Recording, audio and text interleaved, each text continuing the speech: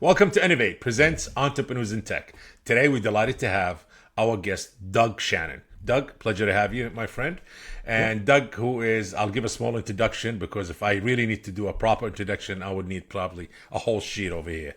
He's a global intelligent automation and Gen AI leader. Yeah, generative AI leader and an advisory board member of PEX Network and much more. Doug, thank you for joining us today. I'm going to leave the rest to you, my friend, to share your knowledge and wisdom with us.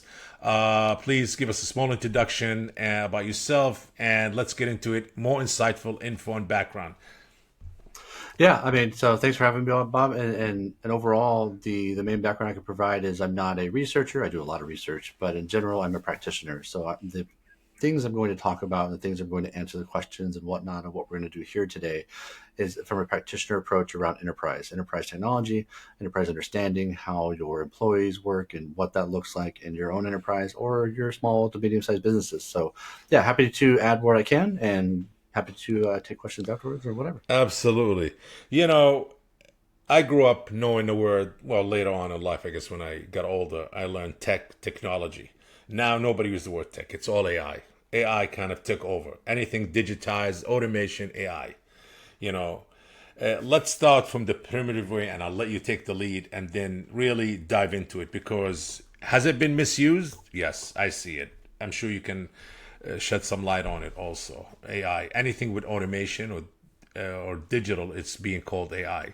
Have we really scratched the surface of AI yet or not really? We haven't seen anything yet. Tell me. I mean, technically, if I want to be highly technical, it's we haven't Yes. scratched the surface because we're still talking about LLMs. So large language models as one type of AI. It's been very handy for search. It's been very handy for some research aspects, and we're seeing a lot of wins over there. But there's so many other ways to take this, and we're seeing some of that come out from NVIDIA, where they're taking it into different directions with like their NIMS systems, but also your robotic systems. So but it's not just large language models. It's not just GPUs. There's LPUs, like language processing units. There's much more to look at this, and there's even other groups out there that are saying, "Hey, it's not the large language models. It's another way to look at this. There's inference models. There's emotional intelligent models. There's other avenues that we have not unlocked yet, but the majority of the world is still saying, well, this is the way, this way it's going. We're going to drive this, and it is the way it is right now." And a lot of these emotional models that you're talking about, emotion, is it available or really not yet? Or is it available but not available to use? Right. It's not, it's still lab stuff, right? So it's behind the scenes. Some of it's theory, some of it's practice, some of it's they need funding, but then there's aspects of it that it's hard to get funding when it's something that's not understood, right? And so it has to kind of gain, again, like large language models had the win because they can say, well, it's like Google search. Like Google search is very easy and they can just give it out for free to an extent. And then people use it and they go, wow, this is really handy, so that the quote unquote like use cases or the ability to use it, the ease of use is there, and that speaks volumes, right? Because then you can actually, it's tangible, and then if it's tangible, you can actually touch it. So, Doug, can you take us back a bit in your early days? What really sparked the interest and to say, hey, this is the path I want to take? You got involved in AI, IT, automation. AI wasn't around. I mean, the word AI was, but the actual, kind of the reality of it wasn't. So, what really led you through that path at your but early? yeah, first AI has been around for a long time, but like not what we have now, right? It's kind of the commoditization of what that looks like. But so my background really started like doing 20 years of IT, from help desk all the way to design levels of like operating systems, and then serving that up on enterprise scales, and then moving to more of like a QA role, leading those teams, driving that, and then being told one day, hey, hold on, we're not doing QA anymore. We're doing automation. I was like, what's the difference? So it's like many people have out there have said. And so being that IT guy that normally says, wait, why would I do RPA or automation when I'm already doing it, and then finding out, wait, it is actually different. There is audit controls. There is massive ability to take on not only using APIs, but doing things outside of APIs and creating, but the same kind of interconnectivity that an API would. So that was exciting, and then seeing how that kind of came about. And so my claim to fame in like the automation space is, I was building my automations to be self-healing because I was doing the triage and understanding, well, why does it fail? And if it does fail, it doesn't fail every time. Let's triage, let's figure it out. And then we build that into the logic. And then from there, it self-heals. Hmm. So we know the answers. And so we don't have high maintenance cost or high maintenance issues. And they're able to reproduce it and do the things there. So that's how I got into automation. And then, AI has always been in the background. It's been around for like something like 80 years, something like that. But like in general, it's more academic AI. It's, then it turned to machine learning libraries and all the aspects that AI has produced. And then like your natural language processing then finally got us to, technically most people understand that Gen AI came out like 2 years ago. Well, now three because we're in 2025, but it's not November yet because it came out November 30th of 2 years ago, essentially. Mm. So, but the paper, the white paper, and all that, the theory behind it came out a couple years before that. So there's aspects there too. So everything has been coming and has been thought of, but it's still like we're still in that. Hey, we're innovating, we're driving this. What else do we get? Because we've all seen like the long lists of applications and different LLM kind of functionality apps that do different things. The video stuff, the picture stuff, the what's more open, what's more closed sourced materials, and then how do you connect to those things, or how do I get a picture of myself and do it in AI, all these things. So, or like the language now, with 11 labs, like it's able to take this video that we're doing and basically take our voices and have us say whatever it wants to say, and that's highly dangerous in some regards as well. So that's the direction forward that we have to look at. This is why I say like we have to take a very human first approach. We are in a world that we no longer potentially going to control. It's going to, things around us could control it for us, could have autonomy that comes in to do things for us, or we could essentially do things ourselves or make avatars, or have people can make avatars about us that say or do all kinds of things. So when we look at new innovation, new technology, we have to look at how does it help us, and how can we tailor that in a way to give ourselves a voice and say we either do like this or we don't like this, or should we be fooled by AI? Maybe that should be a right or an inalienable right that we talk about and say, like, I don't want to be fooled by it. Well, how do we do that then? If we're not going to be fooled, how do we define it? How do we put safeguards or guardrails or governance to address those facts? So you're saying that AI could be a disadvantage. It could be it's not really advancing humanity.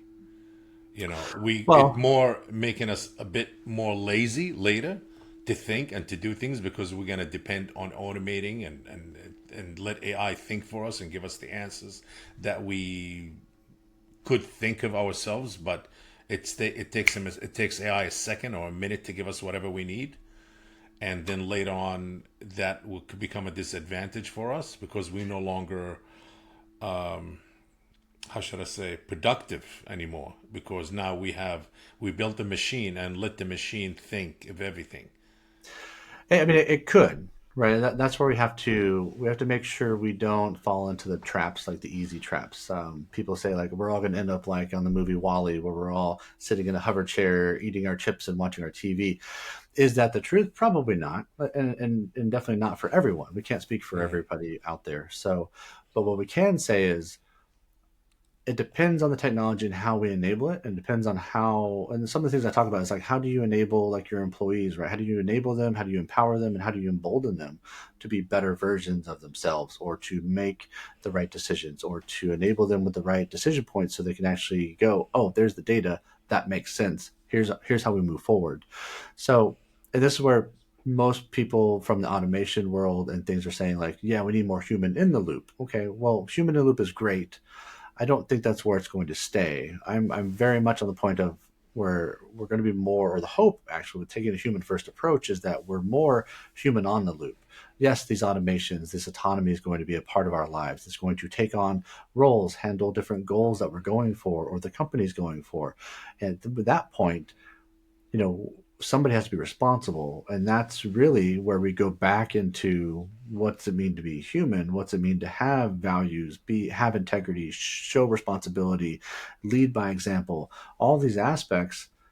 Why can't we put the human on the loop? and say, hey, human, these things are going to be done day in, day out. You're going to watch the audit trail. You're going to see the check marks, and you're going to say, that's exactly where it should go. That's who it should go to. This is the kind. That's the kind of temperature or understanding that I want to get out there to marketing or inside the business. Or, hey, that data point, the AI saying it's like 70% sure it's spot on. Okay, well, let's have a human go look at it that understands the context and Yes. say yes or no. Should that go forth? And then the AI is going to go, cool. Next time I know it is on. It's right at the money. So maybe next time it's like 80% or 75%. So we get to that point, and so I had a conversation with somebody recently, and sure, like ideally there is going to be potentially well, there's definitely going to be less people doing more work because of the way autonomy works, the way these systems work, and the way that the basically Moore's law and everything else like taking off, and we are doing more with less. Now, does that mean we need to get rid of people? No, because that's where I talk about like it's not fire, it's just don't hire. So if companies are looking for instant ROI, guess what? Don't hire people. Why? Because you already have the people you need, and you're going to enable them and empower them, embolden them to do more. And if they're going to, instead of firing them or getting rid of them, one, people kind of do that themselves because of natural attrition. They leave after 2 years, or they don't like the workplace, or it's a toxic environment, or whatever they want to believe, or whatever they perceive. That is what they're going to take. And so either they move out of that role into a different part of the company, great, because now you're maintaining that tribal knowledge. Now you're growing your people internally. They become more experts. They get to even do even more, and that's a win. So you could essentially do well and not fire anybody, but yet enabling your people, they make more money, they're happier, they're engaging, they actually have time to innovate. Those are the key things that you want to look at. Interesting. So pretty much you kind of with it, but against it in the same time. So would you I say mean, that companies should invest more, not in just in in more technology, making their system or foundation, or their how should I say their solution more AI? Invest first by educating yes. the employees. Learn them, let them learn about AI, how to operate AI, how to use AI more efficiently to advance and take the company or their business or whatever to the next level. Yeah, I think what we're seeing is a lot of, yes, well, so the one point is yes, technology should businesses should invest in technology. Any business that's out there that says we're not a technology company is not going to be around in 10 years. No, no. Even 100%. HVAC companies, all of the Right. everything's automated. Yes. They'll say we provide a service, we provide a specific product. We're not a technology company. Well, if they say that, don't work there because they're not going to be around. So every company, like to your point, like HVAC, they're still a technology company. How are they driving that better? How are they providing better insights with IoT coming out, like Internet of Things again, like we saw back 10 years ago? It's coming back, but it has massive telemetry now because of LLMs, because of Gen AI. So if it has data points, use that. Become more transparent with your customers. Let them see the numbers too. Engage and teach and align with them to build that clarity. Because if you build alignment, if you take the alignment of what you're doing and you understand the clarity of how you communicate to those people and you provide the transparency of the numbers or the telemetry, you gain trust. That's how your people trust you. That's how your employees trust you. That's how your people you're selling to, your customers, your consumers, they have more trust in your company because you are allowing them to see the numbers behind the scenes, and it's a two-way street. So there's those aspects. There was one other thing I was thinking about, but I forgot at the moment. Do you feel that we are at an age right now where skill, handy skill, it becomes more valuable than ever? From what I heard, there's a lot of PE company, private equities, actually investing more money in HVAC companies right now because they are hard to find right now. This type of skills. Everybody wants to automate, work on AI, work from home, or just don't want to be bothered, just work on their laptop. Less and less skillful people out there and or want to take that type of route. Yeah, I think Because you need it. You still need it. AI not going to you help still you need it. Yeah, you still do a need lot it. of the physical stuff. There's going to be a delay between when things take over. Some of that aspect is being done with like the robots, like Tesla robots, and some of these other companies, where they are. We And have to teach. Amazon. Yeah, An we have to Amazon teach robot the in the warehouses well, and all of that. yeah, the warehouse is a little bit easier because it's mapped out, it's planned. It's like, a giant CAD drawing that you understand. You can actually pinpoint where it goes and what times, and you can do ins and outs with like barcodes and all kinds of things we've done for years. The humanoid robots, where you actually it has visual understanding, and you're kind of like working with it. It's in your home, and you're like, hey, here's how I do the dishes, and you train it, and then it goes, cool, I got it. Or there's the other ability that people don't realize a lot yet is that you can actually tell a remote into your robot, manually VR manipulate it to say this is what I want you to do and how it does it, so it records it much faster, and now it becomes an expert at what you want it to do. And so there's aspects there that people don't get. Or there's the travel aspects, like if I wanted to go to France right now, or for New Year's I want to go, hey, I'm gonna go to this country and go check it out, I can actually go teleremote into a Tesla robot essentially, and I can be there, see it through the robot's eyes, but I'm still there in a way, telepresence wise. So there's those aspects that people aren't seeing, but that's the direction things are moving in the world of like the innovation world that we're working in. And this is why it's like not just AI. AI and Gen AI is providing massive wins in scale much Mm. faster than Moore's law. This is something I talked about where we're seeing for every one of AI's years is 6 months. So for every 1 year of our human years, it's 2 years AI years, and it's only getting Wow. faster. And so, like, Yes. for those that aren't keeping up, you're not going to keep up. Even people like me that are researching on the daily at night, trying to figure out where things are going, seeing where things are moving and shaking, I'm not going to be able to keep up because it's going to turn into every 3 months as a year here pretty soon in 2025. So there's risk there, and we have to make sure that we again take that human first approach. We take into account that humans in general have either misgivings or their own biases, which a lot of our data that have when people talk about AI bias, it's all human data. So it's our bias. So we just kind of put it in the system. So we need to take accountability for that. We need to be more accountable with each other, more responsibility, integrity, like I said. The other aspect is like, people think AI comes out and it's going to lose jobs. Same thing, like the automobile came out and a whole bunch of horses died. And then they would do glue Yes. factories and they went here. But a lot Yes. of different jobs were created, different We things. created, correct. Horses Yes. do all kinds of things. Yes. Uh, Yes. and Yes. so there's not millions on the planet anymore. There's hundreds of thousands, but like they're still here and they're still Like, with us. And we all love them just as absolutely. much. Like when cell phones came out, everybody said, "Oh, well, now no more home phones." The phone companies. There's more new phone companies were born. New factories came out with cell phones and all of that, and that's Yeah. going to be part of the past soon, I guess. Yeah. So Yeah. New that little markets. device we carry. Yeah. Well, they actually they're updating them right now. All the new carriers, Verizon, AT&T, everybody is actually moving to also carry the cell signal from Starlink. Really, Yeah, so I Starlink's just got a becoming a. message from my cell company. They're like, "Hey, we're changing our IPs and stuff like that, so be ready for this." I'm like, "Oh, you're changing to where you're adding a new band and you're doing this other stuff." So You mentioned something. You said about the robot, the Tesla robot, and I just want to go to France, and I could see France through the robot and be there. So are you saying, are we gonna also go through a phase of that virtual reality? We're gonna live in it. Is that gonna be a real thing that we actually gonna live in a virtual reality world there is a very high probability that it's happening very soon. So there's, soon? Not yeah, like 50 years from now, or not like 50 uh, years from now. But let's make sure we define it out so everybody doesn't freak out and burn me at the stake. So right now, something I wrote about recently was the fact that like there are things called large geospatial models, and not just like your GIS where you have satellites and you have drones and stuff mapping out the environment.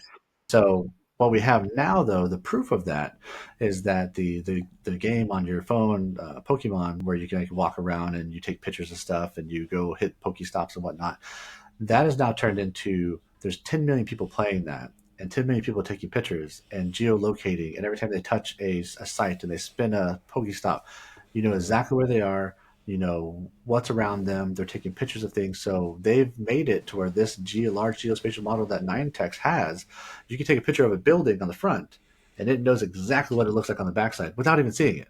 Like wow, it knows the way that it's built, it understands the structural like way it's done, and it can predict essentially what that looks like. And so, does that mean we have a digital twin potentially coming of our world that we understand now? So, is the real world potentially becoming a digital twin? Yes, right? That answer is yes. Now, if we had robots we can telepresence into, like we can see, we saw this when Tesla did their initial like push out, and they had all these robots talk to people, making drinks. Those were people actually running them remotely. They weren't people inside them because we won't fit, but in general, remotely they were doing these things and talking and doing jokes and stuff like that. Why can't we do that physically telepresent somewhere else? It's like teleporting yourself from one place to the other. You're still in your body, in your suit, and have the goggles on and whatnot, yet you're visually seeing and interacting with somebody across the world. That's pretty exciting. But still, I mean, we like to feel, to touch things, to feel the wind, the air, the sun. You know, Yeah. it's not the same. I mean, you know, It's it's not like, gonna, oh, I it's want not to gonna, be. not about them yet. So there's the other state, like the BCMs, like the brain control interfaces or brain machine interfaces, BMIs, BCMs. I forget. Oh, that's Uh, another. So Okay. when we get to the Neuralink side of things, like, can you then maybe feel? Can it pass a sense to you from the robot to your link in your headset that's linked in your head? There's all those And we're aspects. talking about the metrics now, not becoming the Yeah, metrics. that well, I mean, at that point, that's a whole other kind of danger and a whole other conversation. So I'm not an expert in that space, but I've watched enough movies and I have a decent understanding where things are at. I mean, you travel the world enough. You give a lot of speeches. You're always traveling and giving a lot of speeches. So you do come across a lot of all types of uh, new Thoughts and knowledge, new insights, new thoughts, new things that's happening.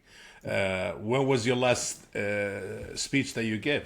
You go to Switzerland, I think, a Uh, lot, or I went. overseas, I just Europe. got back from. Went to Finland before the end of the year, and I went to New York for the Oh, AI summit there. So it's two different AI summits at the end of the year here that like were super quick, and then holidays, right? So the Finland was interesting because working with Europeans and seeing how they're interacting and where they're at in the space and how either with it or with not it that they are on the AI like spectrum of the world that we live in, and then New mm, York being the bustling metro of everything, and seeing people that still are trying to learn and people that are advanced and that are asking questions. The biggest thing is always ask questions, like always ask, always try to figure it out, always feel free to reach out to anybody that's out there because most people will talk to you if they know. hmm. I try to talk to as many people as I can. So Do you feel that AI soon will start replacing jobs or upgrading jobs or updating jobs?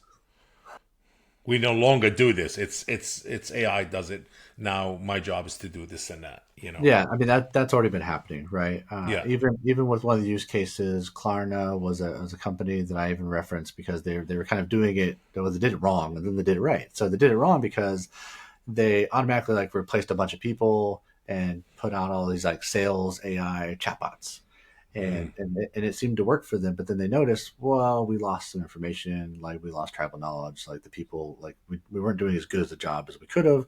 And then they said, hey, let's take the stance like my stance, which is like don't fire, just don't hire. And so they were able to Yes, you said that build back earlier. up and Absolutely. Yeah. maintain, and then they had like 1,000 less people, and now they're highly profitable because of that. So there's issues there where C-suite individuals and leaders that got all their BAs and their master's degrees and said, "Hey, how do we do business well?" Well, let's just fire people, and that's not the best way about it.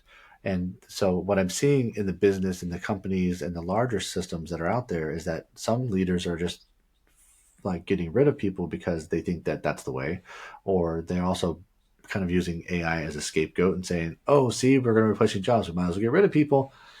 Let's not do that either, but it's happening. And so then there's just the aspect of like, just let it happen and let's just make sure we're all trying to experiment, doing the pilots, understanding what wins. But I think the biggest thing that everybody's kind of hung up on is they're saying, hey, we tried AI and it didn't work. Well, right. Because most of us that are out there that are experts in this space are saying LLMs aren't just the answer. LLMs don't give you use cases. Everybody's like, "Where's the use case?" There's not a use case. Like RAG is not a use case. Like stop it. RAG is a function that you can add to your LLMs that you can then talk to your data. And so you can say it's a use case, but then how much money does that save? You don't know, right? If you don't know, if you can't quantify that, not a use case. They say knowledge, systems and searchable knowledge bases, great, not a use case because again, you're giving your people knowledge, which is great. We all need it, but how much money is that saving you? What is the value there other than like we think we can perceive that there's money, but we don't know. And then when you start using it, people go into a deficit and they go, wow, 3 months later down the line, they go, man, this is costing us 10 grand a month. What are we getting out of that? They don't know. So this is why LLMs aren't working. LLMs, but I want to make sure I preface like LLMs work, but when it comes to just focusing on use cases, it doesn't work. Now this is where we, all the researchers out there, all the white papers, and everybody else is saying, hey, let's do agents, let's do agentic AI, and now we've moved hopefully a little bit past that because that was mostly like chatbots and stuff and assistants and co-pilots. Now we have AI agents that are working in tandem like multi-agent systems or multi-agent Hmm. framework where they all talk to each other and they all interconnect. That's well, those AI agents are actually able to handle goals, like take on a KPI or understand what an OKR is and then head towards that goal. There's functionality there that hasn't been available in the last 6 months to a year, but is now. And that's where everything's moving. So LLMs to agentic. That's the right steps forward to AI agents that can actually handle and do goals and do functions and run things as if it had a role or an access or some controls, kind of like RBAC. So that's the way we're moving now. And there's more use cases Interesting. there because there's value. Um, what makes an economy going? Activity, buying and selling. And in order to buy and sell, money's not going to rain on you. You need to work. You need to work, whether it's physical jobs or whatever jobs you're doing, a skill, or you need to generate revenue.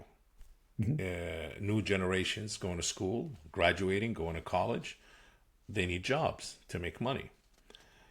In order to trade stock or to trade Bitcoin, you need to buy the environment. You need to have internet. You need to have computers. You need to have money to sit, and you need money to buy and sell. But you still need economy that generates money or generate revenue. And the only way to generate, you open a store, simple thing, whether you open a store online or a service, whatever you do, without traffic, there's no money being made. Right. And so, with if we automate everything and robot everything, how do we generate revenue? How do we spend? If they say, okay, Walmart gonna go all automated. So you walk in. So there's no the people that work in a lot of these stores, whether they're supermarkets or brick and mortar store, let's say, that's how they make their living. And these sort of people take the money, they buy a house, they put a down payment on a house, they generating the economy. The realtor make commission, the builders come in and fix and add things to the house, and you buy clothes and the factories and business. It's a whole pipeline. We Yeah. take all that away. So how do we? Everybody's an engineer. Everybody is. Well, I mean, I think what it comes down to is we again sometimes we have to look at sci-fi and we look at some of the writings that have been out there and some of the stories because that gives us some light on this. And when you have a commoditization and markets of scale and massive movements, it still happens over time. Like, will there always be wineries? Yeah. Will there be grapes that are being grown? Will there be agriculture? Yes. Will humans be 100% involved? Not at the extent maybe that we are now. Mhm. Years ago I talked about why don't we have, we have self-driving or functional, abilities where I could put like on a VR mask, and if I was a professional farmer and what if I could till and do the tractors and everything as if it was like a video game, or as if I was, if I need to go directly jump into the tractor and run it, I can do that, and then I can follow the sun approach. I can just go for the next one, the next one, the next one, and be the master farmer guy. You don't need then a bunch of foremen and all these people. So I think really the the way things are going to change is that most of us will be more knowledge workers, but the thing is, we will still have specific things that we do really well. So it's going to be more of like a jack of all trades when it comes to digital understanding, digital savviness, understanding what that looks like. We used to have computer savviness, kind of like we were talking about at the beginning here. Is we used to say, "Oh, how is your computer skills? How is your typing skills?" They don't even teach typing anymore. So if they don't teach typing anymore, we move it like they don't teach cursive. They stop teaching typing. We probably won't be writing anymore, but at least we'll be able to talk to these things, right? And so that's Yes. kind of the direction forward is how do we communicate with each other and with the machines? And then how do we do so in a way that is enabling, but then we have to go back and really we have to do it now and start looking at schooling. How do we teach critical thinking? How do we teach people and humans to understand context so that we can make sure when we are speaking that it's clear, it's concise, what we want to convey is becoming conveyed. So we don't need the system to think of it for us. It just needs to help us out and give us like the multiple choice of like, I think it's one of these things, but hey, what do you think, human? You're like, great, I'm responsible for my own actions. Let's have a discussion here. And this is the direction forward. So knowledge working, 100% going to just skyrocket. Different jobs will come out of that. Different expertise will come out of that. But in general, I mean, if I had to boil it down for everybody, just look at like Star Trek. You know, what do they do? They had it was almost like guilds. You had a security person. They practiced and they got really good at security. You have your Hmm. engineer people, you have your doctors, all the same main functions to be humans and to protect ourselves and to help ourselves and to heal ourselves. All that's going to be there. But how are we going to do it to where we're the best of what we can be? How do we enable and empower and embolden ourselves to really drive that forward? And really, I mean, look at Starfleet. Like we just, and even then, like, would it help? I mean, look at the world around us. Would it help if we were all like one nation that had goals and had guilds and said, "Hey, what do you want to be when you grow up? You want to be one of these 10 things, or you can go, do something else." But in general, that's the path forward. So you're saying technology would be that how we trade things. It'll be no money would have no value in a way. They'll become all So it will be 100% become digital currency. That is the path forward. yes, And whether yes, it's Bitcoin or something else, digital currency will prevail because a penny is a penny and a digital currency could be 100th of a 16th of a penny. yes, So being able correct, to trade yes. credits is going to be the go forward. Like, how does that It'll work? be But again, there's thoughts on this, right? There's the thought of time banking. So Sweden, I believe it was Sweden, they did a thing because they said, "Hey, our elder care sucks. How do we fix this?" Well, we have a whole bunch of youth, and they're going to get older. Well, why don't we do time banking? So if they put the time in to help the elder and do the elder care, guess what? They get free elder care when they're older. That's fantastic. So time served, action taken, lots of options there. There are time banking. I solutions. like that. Yeah. I So there's like that. ways. We just got to really think outside the box. We have to. We have to become less greedy and less capitalist and more on Human more first. caring. Yes, maybe. We have to go through the rough to become better. Yes, Well, that's the normal absolutely. human approach, right? We all Yes, have to fall on our face, and then we yes. go, "Man, why do I fall on my face?" Doug, honestly, I really could sit here and talk for hours with you. You're extremely knowledgeable, my friend. Really, it's an honor to have you on the show on Entrepreneurs in Tech. I'm really kind of there's so many questions I want to ask. I want to dig in, but I think we would have to have you again, definitely. Sure. Yeah. Absolutely. Uh, Anything else you would like to add? I mean, you have so much to talk about, so much knowledge that you could share. Yeah. Definitely, and no wonder you're always traveling and sharing your knowledge and insightful information to everyone. Yeah. I mean, what would I give? Something I try to tell people. So I even get reached out sometimes by like college kids and students Yes. and whatnot, and they're like, "Tell us how you got where you are. What do I need to know? How do I engage? What do I do?" And I was like, one, it's like simple, like ask questions, but really, I built a framework and it's come out more and more that people are looking for something, and we most of us learned in school like it's see one, do one, learn one, but like that never quite sat well with me, and I was like, you don't just learn one by seeing one and doing one, and then I watched what I was doing when I was leading teams and driving initiatives and running projects, and I was like, really, it's see one, do one, teach one, and then you learn one, because when you teach you're actually not just you're one explaining it to someone else and then you get their perspective back of what did you just teach them, right? What did they gain from that? What did they provide back knowledge wise? And then you're going to learn from that and go, I didn't even think about it that way. And so it's a very empathic approach to It learning. It's a is. See one, very teach one. Yes. yeah. And so when you teach, like you're like, wow, I actually learned it because if I could teach it, I know it. And therefore and then you kind of turn that on its head and you go, okay, now that you've learned it, go back through it and like teach one, do one more, see some more, provide that information back. You Yes. can be more of an expert in that way. So if you take that approach, for anybody that's out there, like ask the questions, do the work, but also teach others. Like we as humans are a very collaborative species. Let's maintain that. Let's keep being collaborative. It's really easy to hate. It's really easy to be angry. It's harder to actually have empathy and talk to people and say, hey, maybe I can teach you something, or maybe you can teach me something, and having that open conversation. Doug, any advice for our young new entrepreneurs who are with a college degree?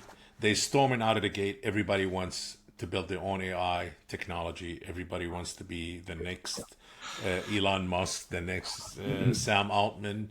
Everybody wants to be the next whatever. Storming out the gate. I don't want to work for anybody. Just want to have my own AI tech platform, Yeah. and that's it. And that's the way it's going to be. Yeah. The biggest thing I've run into many being in the San Francisco area, and everyone needs to understand just because you have an API call that you can make, or you pop a hole through something and you put a port through so you can actually get into the back end of something, that 100% is not enterprise ready, and don't do it. Not only are you going to lose everything, but like there's that aspect of it. But also understand this technology is moving at a 6-month rate for every year. If you Correct. go, I want to make an app that I can change my shirt a different color in the middle of a Zoom call or whatever, like, is that going to solve, or is that going to be replaced in 2 months? Let's really think these things out. Like, definitely there is still the win of, if you see a need, fill a need, that stuff is still there. But take a moment to really think about it and actually reach out to other experts out there and say, what do you think? Not everybody's just going to steal your idea, and there's that understanding there. And you can't always patent an idea anyway, but if you can pull it off and you get the right people together, that's the win, and then maintain that and grow from that. So I think those are kind of some of the quick wins that I could partake and give. Great advice. Doug, I want to say thank you for joining us today on Innovate Yeah. Presents Entrepreneurs in Tech. It was definitely a pleasure.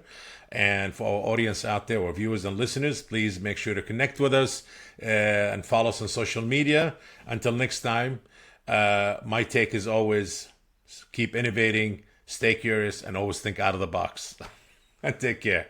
Doug, thanks again, my friend. Appreciate Yeah. it. No problem. Cheers. If you enjoyed today's episode, make sure to share Innovate Presents Entrepreneurs in Tech podcast. And if you're joining us on YouTube, please like this video and subscribe to the channel. Until next time.